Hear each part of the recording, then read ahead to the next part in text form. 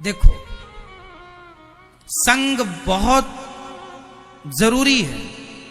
संगत आप किसकी करते हैं ये बहुत मायने रखता है।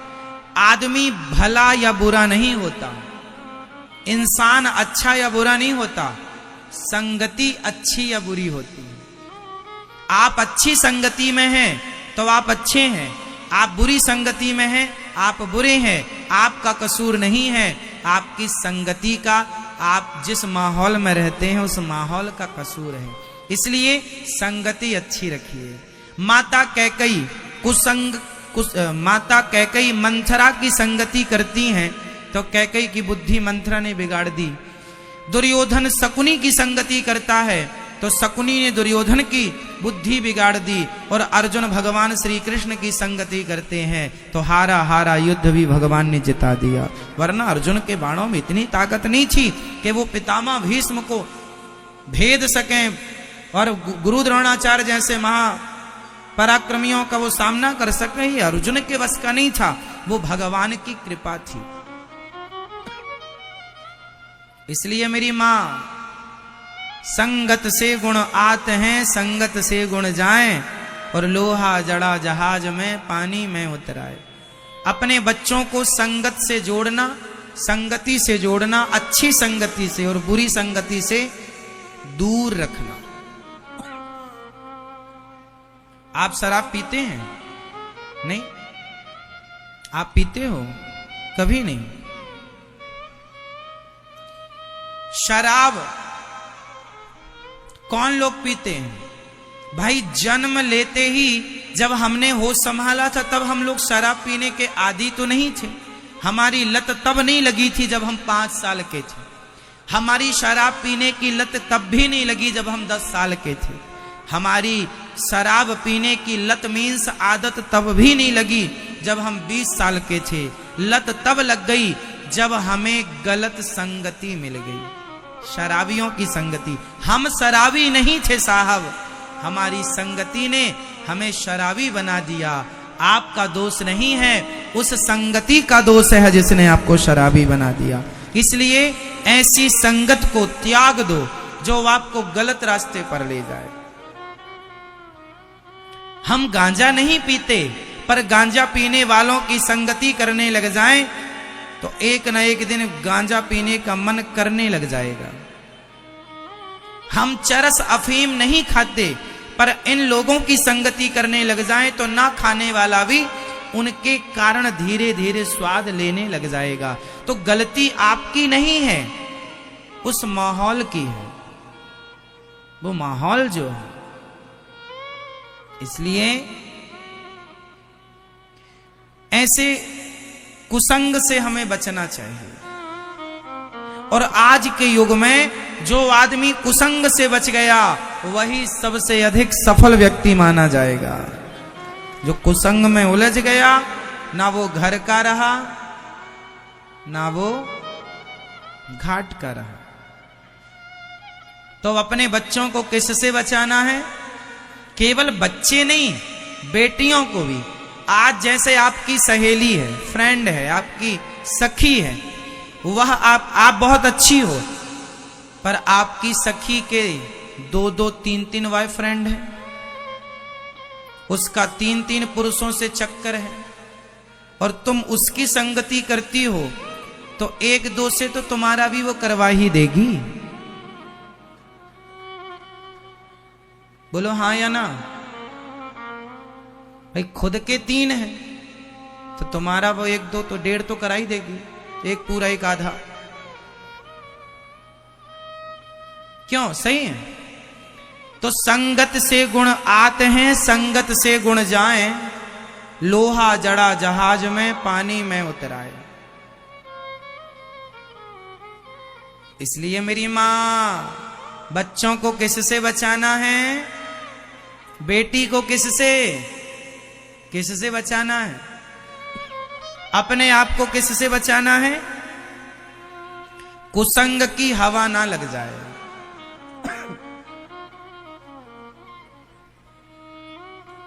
लग गई तो फिर ये नहीं देखा जाएगा कि आप कितने बड़े घराने के हैं, कितने बड़े खानदान के हैं।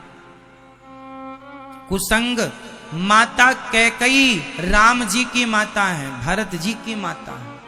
अयोध्या के माहौल में वो रहने वाली महिला है।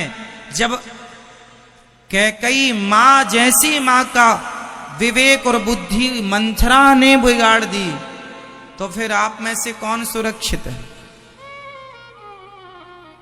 आपकी गारंटी नहीं है, आपकी गारंटी आप ही नहीं ले सकते। इस मन पे विश्वास ना रखिएगा। ये मन कब आपको कहां ले जाए, क्या करने लग जाए, क्या कराने लग जाए। ये मन, सबसे बड़ा दुश्मन हमारा कौन है? हमारा मन। और सबसे बड़ा दोस्त कौन है हमारा? जोर से। हमारा सबसे बड़ा दोस्त कौन? मन। और हमारा दुश्मन कौन? मन। मन दोस्त भी है और मन दुश्मन भी है। कैसे? एक ही आदमी दो कैसे हो सकता है? जैसे एक ही चाबी ताले को खोलती भी है और वही चाबी ताले को बंद भी करती है, उसी तरह मन आपका संसार में लग गया तो बंधन है, कुसंग में लग गया तो बंधन है, और सत्संग में अच्छी जगह मन लग गया तो मुक्ति है। यही तो मुक्ति है। और कौन सी मुक्ति चाहिए आपको?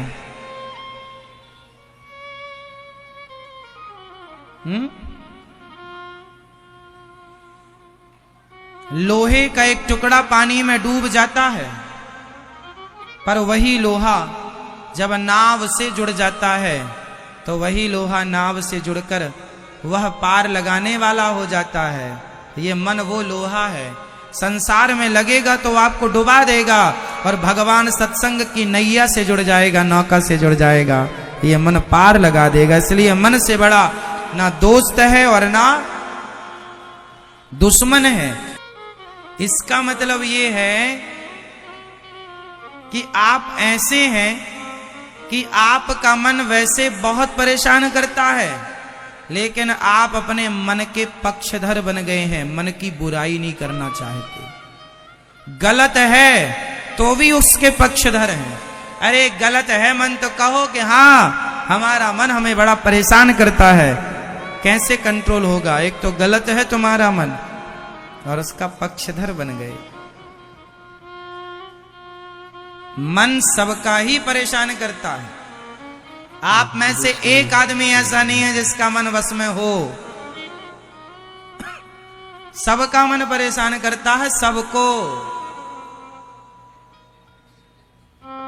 हाँ या ना? फिर भी आप मानते नहीं। नहीं हमारा तो करता। ठीक है महाराज जी, हमारा मन अच्छा। सबका मन दुष्ट है। किसी का मन किसी का सगा नहीं है। कब मन कहां ले जाके गिरा दे, कब मन कहां ले जाकर। चलो बताओ, समाज में ज्वलंत बात कह रहा हूं, समझिएगा। एक महिला के बारे में मैंने सुना, आप लोगों ने भी अपने अड़ोस पड़ोस में होने वाली घटनाएं देखते रहते हैं। एक महिला के बारे में मैंने सुना, उसका पति बहुत सुंदर, बहुत अच्छा, बहुत योग, बहुत पैसे वाला। उसके दो बच्चे, एक बेटा एक बेटी, बढ़िया बच्चे, होनहार, अच्छे, पढ़ना लिखना जानते हैं। लेकिन वो महिला को ना जाने क्या सूझा, क्या उसके मन में आई, और वो अपने पड़ोसी को लेके भाग गई। हंसते खेलते घर में क्या लगा ली उसने? जोर से आग लगा ली।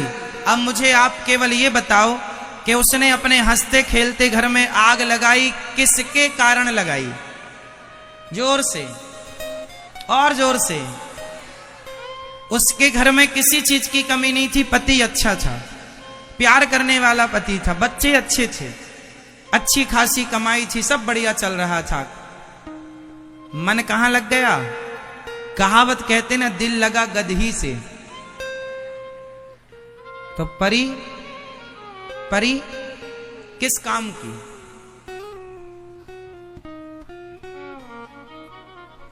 वो गधे के साथ भाग गई। किसके कारण? पूरा घर बर्बाद हो गया। किसके कारण? एक मन के कारण। देखो, क्या उस महिला ने ये सब करके बाद में कभी वो पश्चाताप क्या उसने नहीं किया होगा? पर अब पछताए होते क्या? जब इसलिए पहले ही पश्चाताप कर लो। कोई भी निर्णय लेने के पहले 100 बार सोच लो, इसके दूरगामी परिणाम क्या होंगे, इसका हमारे भविष्य पर, हमारे परिवार के भविष्य पर, हमारे बच्चों के भविष्य पर इसका क्या प्रभाव पड़ेगा। बहुत विचार कर लो। जो लड़कियां आज किसी लड़के के साथ भाग जाती हैं, उन लड़कियों को ये जरूर सोचना चाहिए कि तुम भाग कर तो शादी कर लोगी, लेकिन आने वाले समय में जब तुम्हारे बच्चे होंगे, जब पूछेंगे माँ आपका विवाह कैसे हुआ था, फिर लोगों से खबर लगेगी तुम्हारी मम्मी तो भाग के आई थी, तब उस बच्चों पर, आपकी आज की घटना का उन बच्चों पर तब क्या प्रभाव पड़ेगा। इस पर दूरगामी विचार कर लेना चाहिए। क्या बच्चों पर एक अच्छा प्रभाव पड़ेगा कि हमारी मम्मी भाग के आई थी किसी के साथ? क्या ये आपके बच्चों के लिए हितकर है? हम शराब पी रहे हैं तो इस शराब पीने से हमारे बच्चों के भविष्य पर क्या प्रभाव पड़ेगा, शराब पीने वाला कभी नहीं सोचता। वो अपने वर्तमान में मस्त है, उसे भविष्य की कोई चिंता। कौन कर रहा है ये सब? मन। इसलिए मेरी मां, अपने मन को इतना आजाद मत छोड़ दो। मन की इतनी आजादी अच्छी नहीं। आप में से कितने लोग आजाद जिंदगी जीना चाहते हैं आजादी के साथ? आप में से कितने लोग हैं जो आजादी से जिंदगी जीना चाहते हैं? हाथ उठा लो जो आजादी से जिंदगी जीना चाहते हैं, स्वतंत्र रहकर। बोलो, कितने लोग हैं जो स्वतंत्र जिंदगी जीना चाहते हैं? हाथ उठा के बताओ। आप स्वतंत्र जीवन जीना चाहती हो मैया? आप चाहते हैं स्वतंत्र जिंदगी? आप चाहते हैं स्वतंत्रता? आप स्वतंत्रता चाहते हैं? आप स्वतंत्रता चाहते हैं? आप स्वतंत्रता चाहते हैं? आप स्वतंत्रता? आप सारे जितने लोग स्वतंत्रता चाहते हैं, जितने लोग स्वतंत्र जिंदगी जीना चाहते हैं, जिन पर कोई दबाव नहीं, कोई किसी का बंधन नहीं, ऐसी जिंदगी कौन जीना पसंद करता? हाथ उठा लो। हाथ उठा के बताओ थोड़ी देर तक।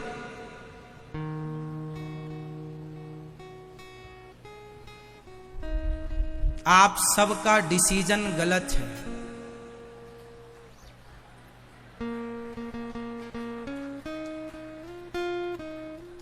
यदि आप ये कहते हैं कि हम आजादी चाहते हैं, हम कोई बंधन नहीं चाहते, हम स्वतंत्र रहना चाहते हैं, तो आपका ये निर्णय गलत है। कैसे गलत है वो हम समझा रहे हैं। जिसके जीवन में कोई बंधन नहीं है, किसी का कोई भय नहीं है, किसी का कोई डर नहीं है, किसी भी प्रकार की मर्यादा का ख्याल नहीं है, वो जीवन जानवरों का हो सकता है। इंसान कैसे जीवन जीता है, मैं 2 लोगों का नाम बोलूंगा, आप समझ लेना। एक है भगवान राम और एक है रावण। अब आप ये बताइए, आप सभी लोग ध्यान पूर्वक समझ के, कि राम और रावण में किसका जीवन स्वतंत्र है और किसका जीवन स्वतंत्र नहीं है? 2 में से एक को आप बताइए कि किसका जीवन स्वतंत्र है और किसका। कौन है?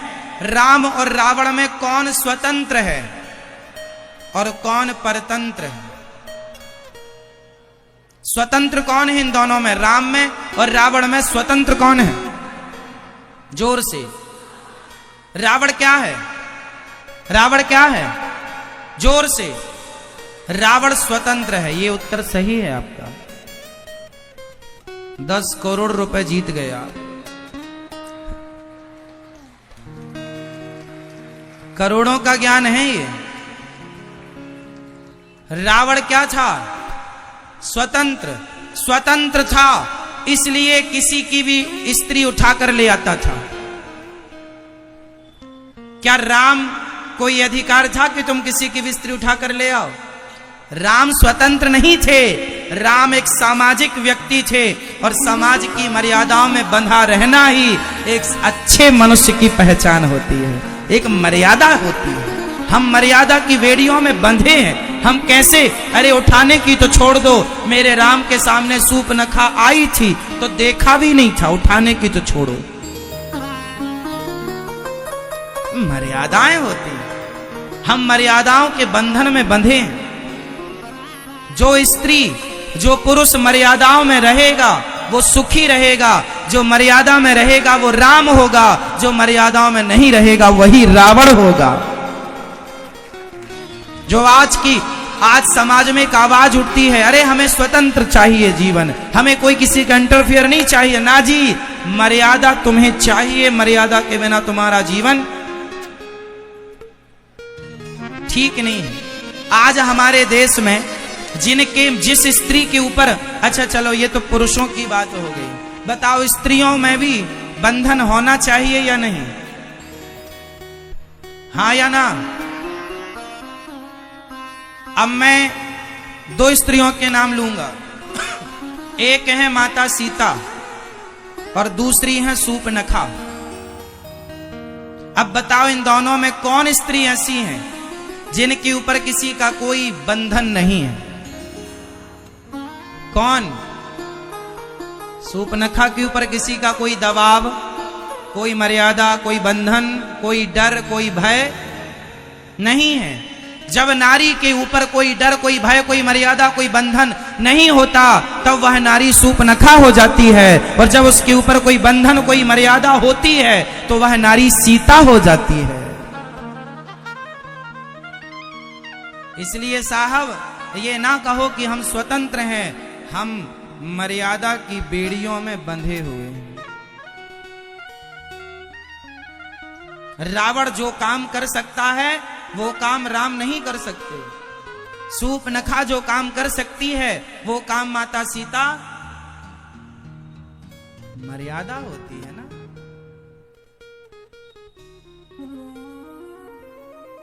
अब आप लोग भी कह रहे थे हम भी स्वतंत्र रहना चाहते हैं, हमारे ऊपर भी कोई दबाव ना हो, माँ कुछ ना कहे, बाप कुछ ना कहे, रावण हो जाओगे रावण।